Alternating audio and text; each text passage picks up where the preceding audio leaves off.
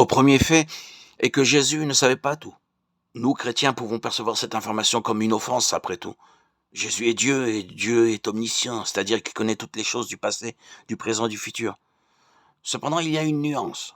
Lorsque le Christ est venu dans le monde, il a pris une conscience humaine et en raison de cela, il avait aussi une connaissance limitée par rapport à certaines situations.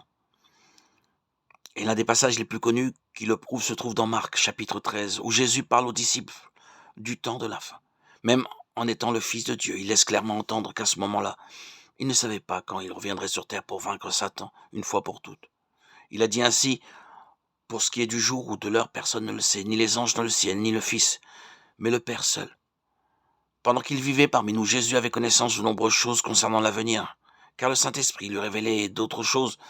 Il les découvrait en étudiant les Écritures qui portaient de nombreuses prophéties sur sa venue, y compris celles qui parlaient de sa mort et de sa résurrection.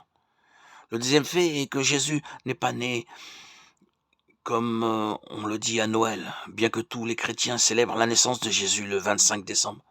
La vérité est que personne ne sait la date exacte de sa naissance, car la Bible n'en dit absolument rien. Cette date a été établie comme étant le jour de la naissance de Jésus seulement plus de 400 ans après sa mort. À cette époque, l'Église souhaitait évangéliser le peuple grec et romain, qui célébrait une fête païenne d'hiver très importante pour eux, appelée Saturnale, qui avait lieu précisément le 25 décembre. Ainsi, plutôt que de faire abandonner à ces personnes leur tradition, l'Église a simplement remplacé la signification de cette célébration au lieu de célébrer le dieu Saturne. Les nouveaux convertis ont alors célébré la naissance de Jésus à la même date. Autrement dit, il n'existe pas de date officielle qui puisse être considérée comme la naissance du Christ. Cependant, certains religieux pensent que le Christ est probablement né entre le 20 mai et le 11 septembre en comparant les récits bibliques et les conditions climatiques de la région de Bethléem en Palestine. Mais cela reste également une supposition. Le troisième fait est que Jésus a failli mourir quand il était bébé. Bien que la Bible ne révèle pas la date réelle de la naissance de Jésus, elle nous présente en détail certains événements importants qui ont eu lieu après sa naissance.